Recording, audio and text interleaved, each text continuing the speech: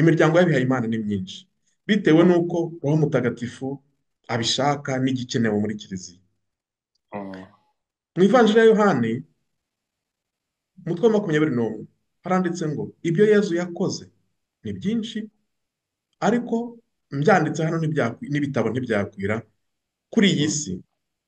Ni Yohani wabyanditse. Hari n'ahandi avuga ati Yezu ati ndacyafite byinshi nababwira, ariko ubu ntimwashobora kubyumva.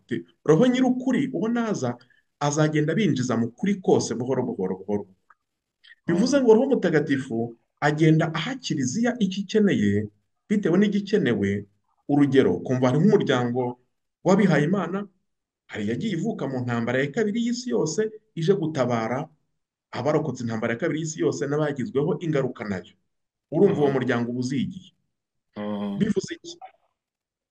Ntabwo imiryango y'abihaye Imana ari amashyaka, kuko ntihangana, ntiryana, ntiyenda isimburana ngo umwe uveho undi ujyeho, ahubwo yose ikorera mu bumwe, mu mucyo, kandi imurikiwe n'ivanjiri ya Kristo, kuko niyo ibereyeho ivanjiri ya Kristo. Bara rero Emipro n'abandi badukurikiye, Yezu Kristo tuvuga yarazutse, ni muzima, turi mu gihe cya Pasika, kandi uwazutse nk'uyu munsi twumvise Yezu abwira Mariya Madarina ati ntushake kungumana. Mariya Madarina yaragiye kumusumira ngo amuhobere rwose amugumane, ati yo wazutse, ati mbeho, ati Imana ishimwe cyane. Yezu ati ntushake kungumana ya Mariya Madarina, ntibishoboka.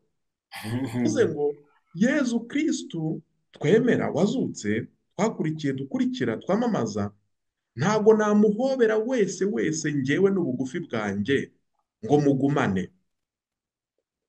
Nguko uko imiryango y'abihaye Imana ivuga. Hari abavuga bati twebwe turimo kureba Yezu uri Getsimani usenga, abira ibyuya by'amaraso, adafite akanya ko kujya ikana hirya no hino, mbese ari mu mashiraniro arimo gusenga, ku buryo nta bindi ni ugusenga mu bihe bya nyuma agiye guhangana n'urupfu. Abo ngabo bakavuga bati twebwe tuzahobera Yezu wazutse, ariko tumuhobere mu gace k'Igetsimana asenga, adafite umwanya wo kujya mu by'isi no kumva iby'isi.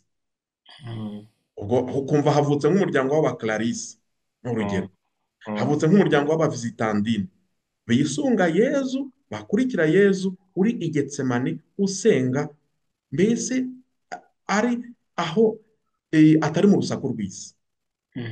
Ukumva hari abandi bavutse bisunga Yezu, bakurikira Yezu uri hejuru y'umusozi arimo kwigisha ati hahirwa abatera amahoro, hahirwa abasonzi b'ubutungane, mu kanya bakamubona kwa nyirabwo kwa Simoni Petero arimo kumuramburaho ibiganza, mu kanya bakamubona he.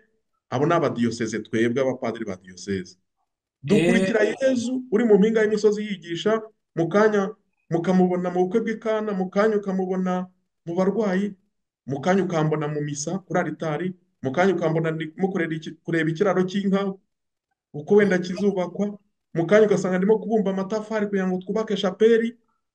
Mbese Yezu Kristu uri mu bantu kugira ngo abamurikire, ariko kandi akora ugushaka kw'Imana. Hari abandi bagira gutya bati mureke abana bato bansange. Muribuka Yezu abivuga, agahobera abana akabaha umugisha, urwo rubyiruko bareke baze bampobere bankoreho, mwibahinda. Ukumva havutse nk'umuryango w'Abasaleziyani uvuga uti twe tuzakurikira Yezu ariko uri kumwe n'urubyiruko. Muribuka Mutagatifu Yohani Bosco. Imiryango ni myinshi. Hari Yezu uri kumwe n'abafarizayi b'ibihangange mu mategeko, abigisha amategeko barimo mbese guhirimburana amategeko, ngo handitswe gutya ingingo ku ngingo, mbese ibihangange byahuye birimo gushyiraho ingingo z'abantu bize. Ukumva havutse Abadominikani. ubwo bariga nyine bamukurikira muri yo angire yo guhangana n'abanyafarizayi. Ntabwo ari uguhangana byo guhangana, ni imvugo ndimo gukoresha kugira ngo twumve abadukurikiye uburyo imiryango y'abihaye Imana ivuka n'uburyo ikenewe. Ukumva nk'Abadominikani aramenya Igifaransa, Icyongereza n'indimi zinyuranye wenda kuruta abandi twebwe, ku buryo aramenya ibijyanye na za politiki, ibijyanye na za fizike na za shimi. Hari uburyo biga cyane kugira ngo begere ibyo bihangange, abategetsi n'abandi noneho ugasanga wenda ngewe nibereye padiri wungirije mu cyaro, aho ndamanuka mu Kigage, ndamanuka mu Musururu, ndamanuka mu Bushera, ndamanuka hehe, hose hose ugasanga ari abakene, ari abakize, ari abaciriritse, ari abagufi, ari abarebare, hose hose ukahambona. Abo ni abapadiri b'abadiyoseze. Mm. Ibyo byose ntabwo ngiye gusobanurira buri muryango ndimo kugenda ntanga urugero rumwe rumwe. Roho Mutagatifu avutse umuryango w'abihaye Imana kubera impamvu, kandi ukaba uje gusubiza ikibazo n'inyota yari ihari, byose pour le bien de l'Église, ku byiza, ku neza ya Kiliziya.